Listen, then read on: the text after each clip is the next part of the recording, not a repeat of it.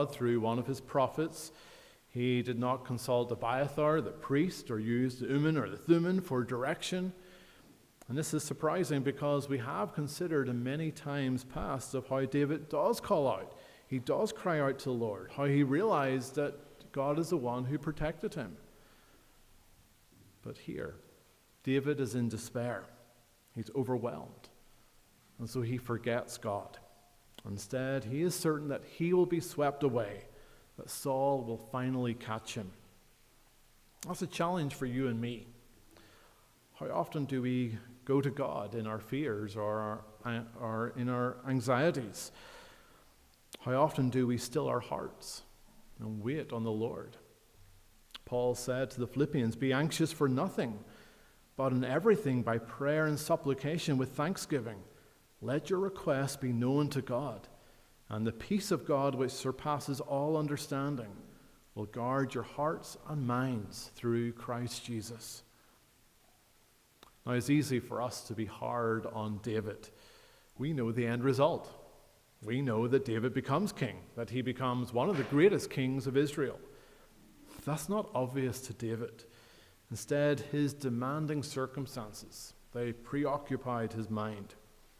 And it's not simply that David just needed to trust God more. David felt like he had to do something. He had his family to take care of.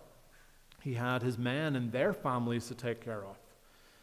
I think we're all on the spectrum where on one end there are those who are happy to trust God and do nothing, not realizing that God uses you.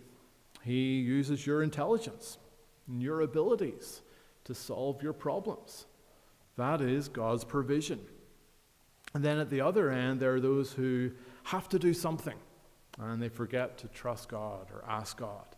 They solve their problems without any reference to God. And that's what David is doing here.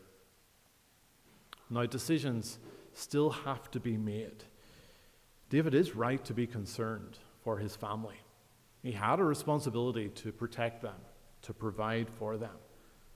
But he also had to remain faithful to God.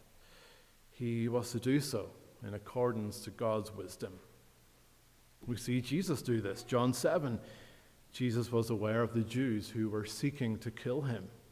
It wasn't a case of Jesus just trusting God more. No, he did something. He delayed going to Jerusalem. It was not yet his time, and so he took action for his personal safety. What does this look like for you? The critical thing is not to forget God.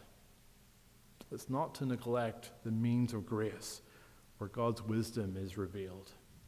It's learning to wait on God, seek his wisdom, remember his promises. Even in those times of urgency, where often the matter seems really pressing.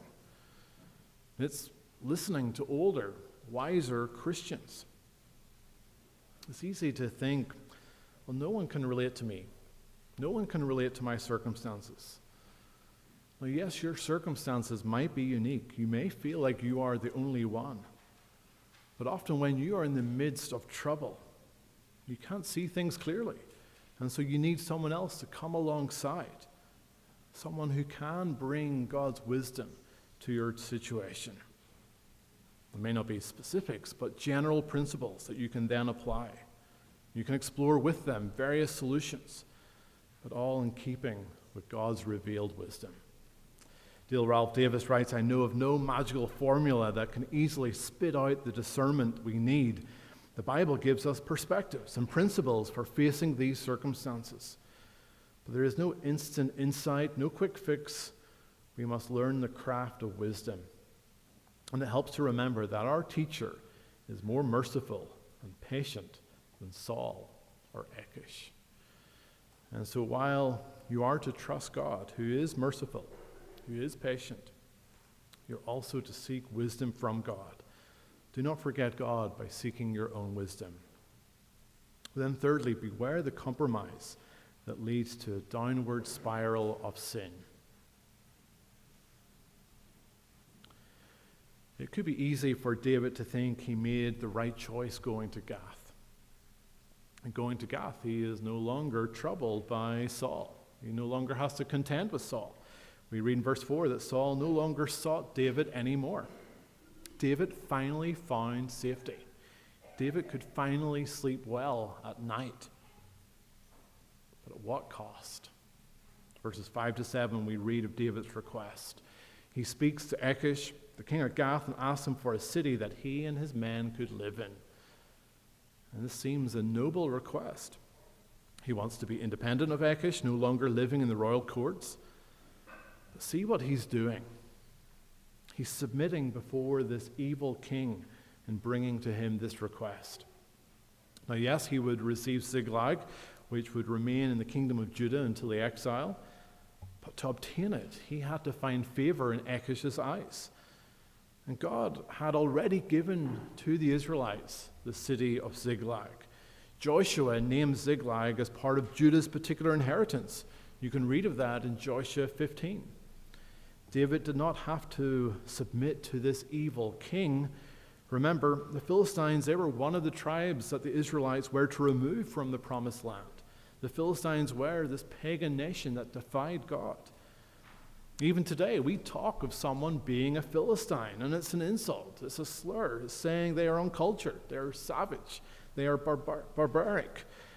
And yet David brought his family. He brought his men and their families into this place. Yes, a place of safety, but he was bringing them into this place of paganism, making them vulnerable. And this was always an issue for the Israelites, even in the time of the judges. Instead of acting separately from these pagan nations around them, they behaved just like them.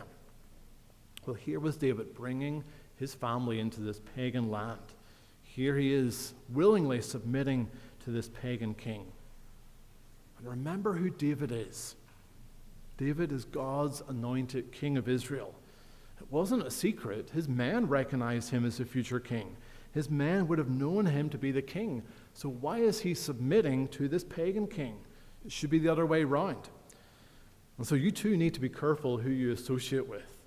Who are you bringing into your family? Who will have an influence on them? It's not something you take lightly. Who are you willing to submit to? It should only be to God. And then the other thing we see David do in verses 8 to 12 is this act of deception. We read of David attacking these nomadic Canaanite tribes who were enemies of Israel, the Gershurites, the Gersites, and the Amalekites. Maybe this is uncomfortable reading for our modern ears. This was holy war that God's people were to do, to remove the promised land of these evil tribes. If anything, this should have been done much earlier. This was God's righteous judgment on these people.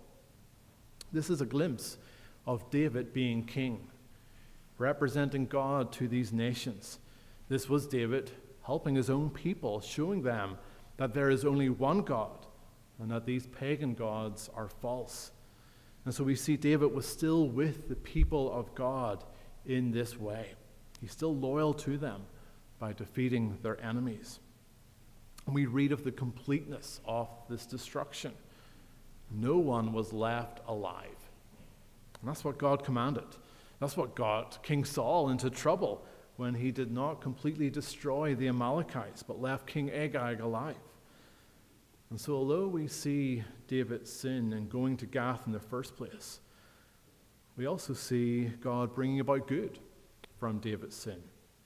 But that does not excuse David's sin. We see another reason for David's complete destruction. He did this so that no one could tell Achish the truth of what had happened. For while David was destroying these tribes that were not part of God's people, he intentionally deceived Achish by saying he raided his own people in the southern part of Judah, that he was attacking his own people. That's a lie. That's a lie he kept up for 16 months. There's no wonder that Achish believed that David was loyal to him and was seen as a traitor to the Israelites. David was acting like a double agent, pretending to be loyal to Achish when he was actually loyal to Israel. But this was a difficult act to keep up. And this loyalty would be tested in chapter 28.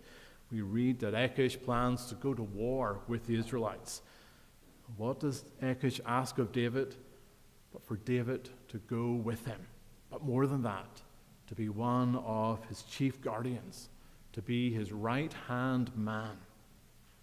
What had David done? His submission to Achish, his deception had left Achish to believe that David was one of his loyal servants. David had done all this simply for his own security. And now it put him in a dilemma.